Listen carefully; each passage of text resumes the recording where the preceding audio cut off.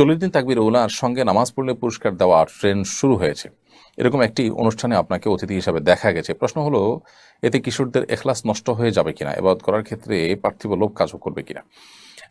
ছোট বাচ্চাদেরকে বা কিশোরদেরকে বা বিভিন্ন বয়সের মানুষকে উৎসাহ দেওয়ার জন্য পুরস্কার দেওয়া এটা দর্শনীয় নয়।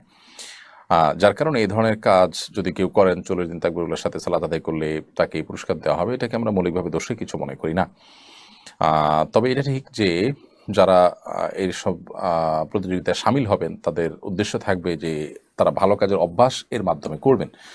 আল্লাহ তাআলা বলেছেন, ফাস্তাবিকুল খায়রাত, তোমরা ভালো কাজে একে অন্যের সাথে প্রতিযোগিতায় অবতীর্ণ হয়। এই যে প্রতিযোগিতা অবতীর্ণ হতে বলা হয়েছে, প্রতিযোগিতা অবতীর্ণ হলে সেটি দৃশ্যমান হতে পারে। দৃশ্যমান প্রতিযোগিতা হলে সেখানে এখলাস চলে যাওয়ার প্রসঙ্গ আসতে পারতো, কিন্তু তারপর আল্লাহ তাআলা প্রতিযোগিতা অবতীর্ণ হতে বলেছেন। বিধায় মৌলিকভাবে প্রতিযোগিতা অবতীর্ণ হওয়া যেহেতু ভালো কিছু, বিধায় এটাকে আমরা খারাপ কিছু মনে করছি না। পাশাপাশি পুরস্কার দেওয়ার যে বিষয়টি বলেছেন, যে পুরস্কার দেওয়া এটা এটা উৎসাহ দেওয়ার জন্য, যে কোনো ভালো কাজের জন্য পুরস্কার দেওয়া যেতে পারে, উৎসাহ দেওয়া যেতে পারে, এবং এই মর্মে সাহাবীদের বহু আমল রয়েছে। বিধায় এটাকে আমরা কোনো বেদাত মনে করছি না, অথবা এটা এখলাস নষ্ট হবে নিশ্চিত এমনটি বলার কোনো কারণ নেই। তবে এটা ঠিক যে অনেকে আছেন যে এই টাকার জন্যই সেটি করবেন, তো তাহলে তার তো এখলাস নষ্ট হবে। কিন্তু এটা ঠিক যে এগুলোর মাধ্যমে মানুষের অভ্যাস পরিবর্তন হয় এবং একটা ভালো অভ্যাস মানুষের মধ্যে চালু হয়, সেই জন্য এই কাজগুলো করা, এবং সেটাকে আমরা দোষণীয় মনে করি না।